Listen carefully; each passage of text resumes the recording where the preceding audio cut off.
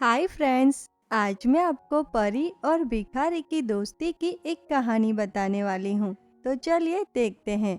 लेकिन उससे पहले अगर आपने हमारे चैनल को सब्सक्राइब नहीं किया तो प्लीज़ सब्सक्राइब कर दीजिए और हाँ, बेल आइकन को ऑन कर दीजिए। कई साल पुरानी बात है। परियों के लोक में धारा नाम की एक परी रहती थी।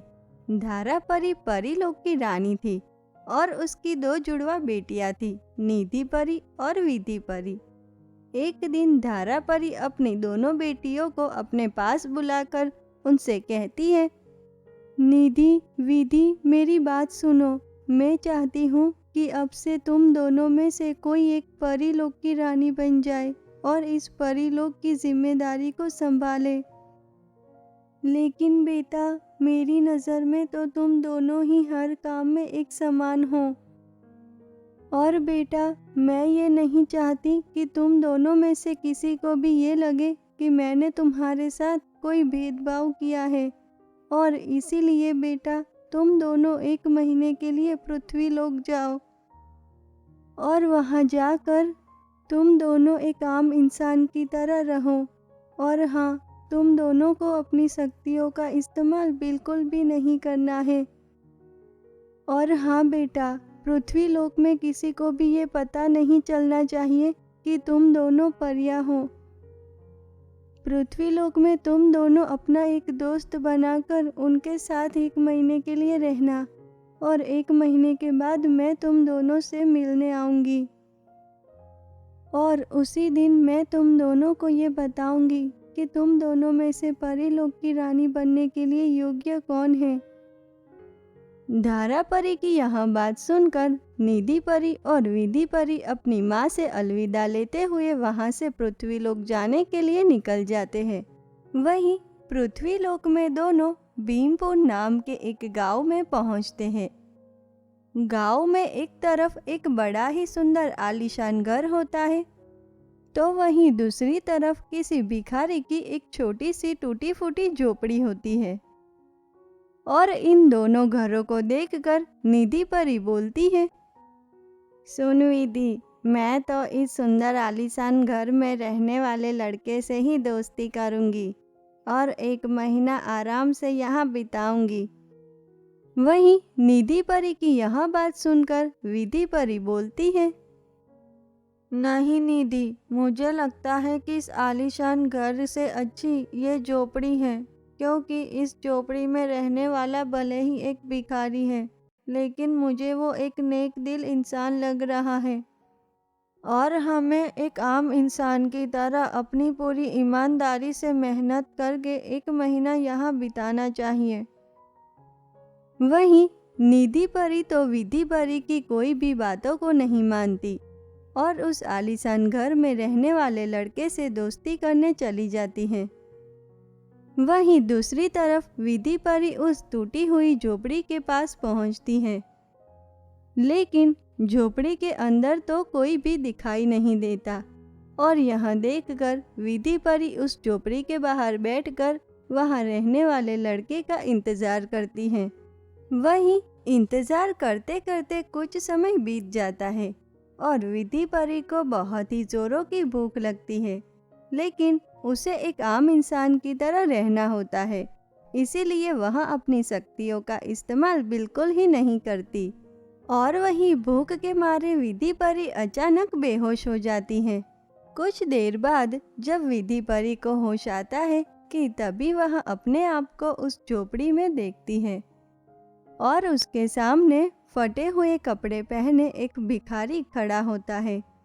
वह विधि परी से कहता है, हे सुंदरी, आप कौन हो? आप मेरी झोपड़ी के बाहर बेहोश पड़ी थी। दिखने में तो आप मुझे किसी बड़े घर की रानी लग रही है, इसीलिए मुझे माफ़ कर दीजिए। एक भिखारी होने के बावजूद मैं आपको अपनी इस झोपड़ी के अंदर लेकर आया, लेकिन आप यहाँ ऐसे मेरी झोपड़ी के बाहर कैसे पहुँची? यह सुनकर विधि परी बोलती है, मुझे कुछ भी याद नहीं है कि मैं कौन हूँ और कहाँ से आई हूँ, इसीलिए क्या मैं तुम्हारे साथ तुम्हारी इस झोपड़ी में रह सकती हूँ? विधि परी की यह बात सुनकर भिखारी बोलता है, लेकिन सुंदरी, मेरे पास ना ही अच्छा घर है, ना ही अच्छे कपड़े और ना ही खाने के लिए अच्छा खाना है। तो आप मेरे साथ ऐसी जगह पे कैसे रहेगी? तभी विधि परी फिर से बोलती है, तुम फिक्र मत करो, तुम जैसे रहोगे और जो खाओगे मैं भी तुम्हारे साथ वैसे ही रहूंगी और अपनी पूरी ईमानदारी से हर काम में तुम्हारी मदद करूंगी। विधि परी की यह बात सुनकर वह भिखारी बहुत ही खुश हो जाता है कि तभी दोनों को बहुत ही जोरों की भूख लगती है और दोनों एक सूखी रोटी के 2 टुकड़े करके उसे खा लेते हैं और फिर दोनों जमीन पे ही सो जाते हैं। वहीं धीरे धीरे विधि परी और वह भिखारी बहुत ही अच्छे दोस्त बन जाते हैं और दोनों मिलकर अपनी पूरी मेहनत से एक दूसरे की मदद करते हैं। वहीं दूसरी तरफ निधि परी उस आलीशान घर में समीर नाम के एक लड़के के साथ बड़े ही राजपाट से रहती हैं। तभी एक दिन निधि परी अपने कमरे की खिड़की के पास खड़ी होती है। तभी उसकी नज़र घर के बाहर खड़ी अपनी बहन विधि परी पे जाती है। वह विधि परी को उस भिखारी के साथ देखकर तुरंत ही उसके पास जाती है और उससे कहती है, देख लिया ना विधि, मैं इस आलीशान घर में अच्छे से राजपाट से रह रही हूँ, लेकिन तू अपने आप को देख, ये कैसी हालत बना दी है तूने अपनी। इस भिखारी के साथ रहते रहते तू भी इसकी तरह लग रही है। विधि, कल हमारा 1 महीना बस पूरा होने ही वाला है और मुझे लगता है कि माँ मुझे ही परीलोक की रानी बनाएगी, क्योंकि मैंने तुम्हारी तरह एक भिखारी से नहीं बल्कि एक आलीशान घर में रहने वाले लड़के से दोस्ती की और अपना 1 महीना यहाँ राजपाट से बिताया। वहीं विधि परी तो निधि परी की इन बातों का कोई भी जवाब नहीं देती और चुपचाप उस भिखारी के साथ अपनी झोपड़ी में वापस चली जाती है और फिर दोनों बिना कुछ खाए ऐसे ही सो जाते हैं। वहीं अगले दिन जब विधि परी की नींद खुलती है तो वह अपने आप को एक सुंदर आलीशान घर में पाती है और वहीं दूसरी तरफ निधि परी जैसे ही नींद से उठती है कि वह तो अपने आप को एक झोपड़ी में पाती है और यह देखकर वह बहुत ही हैरान हो जाती है। और फिर दोनों परियां अपने अपने घरों से बाहर निकलती हैं कि तभी वहाँ धारा परी आती है और वह बोलती है, बेटिया, आज तुम दोनों का 1 महीना पूरा हुआ और आज मैं तुम दोनों में से किसी एक को परीलोक की रानी बनाऊंगी। धारा परी की यह बात सुनकर निधि परी बोलती है, हाँ माँ, मुझे पता है कि आप परीलोक की रानी मुझे ही बनाओगी, क्योंकि मैंने इस विधि की तरह एक भिखारी से दोस्ती करके पूरा महीना भीख मांग के नहीं निकाला, बल्कि एक आलीशान घर में राजपाट से रही और इसीलिए मुझे पता है कि आप मुझे ही परीलोक की रानी बनाओगी। वहीं निधि परी की यह बात सुनकर धारा परी फिर से कहती है, बेटी निधि, क्या तुम्हें पता है कि मैंने तुम दोनों को पृथ्वीलोक क्यों भेजा था? मैं बताती हूँ।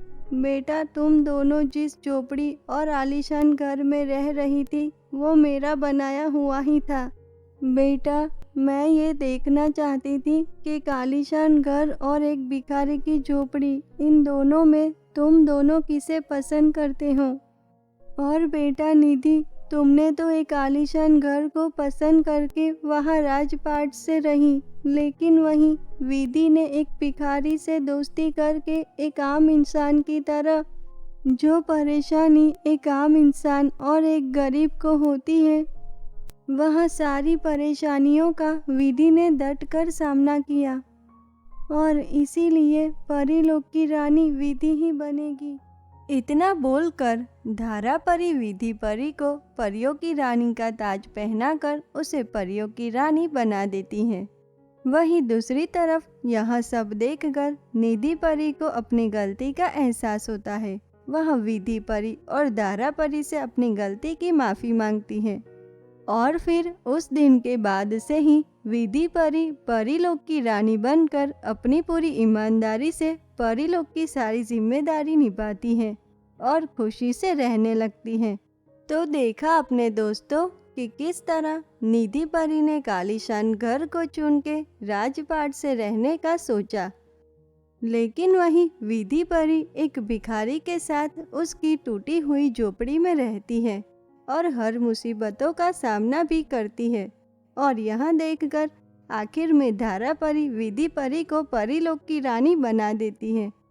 तो दोस्तों, इस कहानी से हमें यह सीख मिलती है कि दुनिया में किसी भी इंसान को कभी भी बिना मेहनत किए राजपाट से रहने का रास्ता चुने बिना एक मेहनत और ईमानदारी का रास्ता चुनना चाहिए, क्योंकि बिना मेहनत किए मिला हुआ राजपाट ज़्यादा दिन नहीं चलता, लेकिन मेहनत और ईमानदारी के रास्ते से हम एक ना एक दिन कामयाब ज़रूर होते हैं। तो कैसी लगी आपको हमारी ये कहानी? अगर पसंद आई हो तो प्लीज़ लाइक कीजिए, शेयर कीजिए और हाँ, सब्सक्राइब करना मत भूलिए। तो चलिए मिलते हैं ऐसी ही एक और नई अनोखी कहानी के साथ। तब तक के लिए धन्यवाद।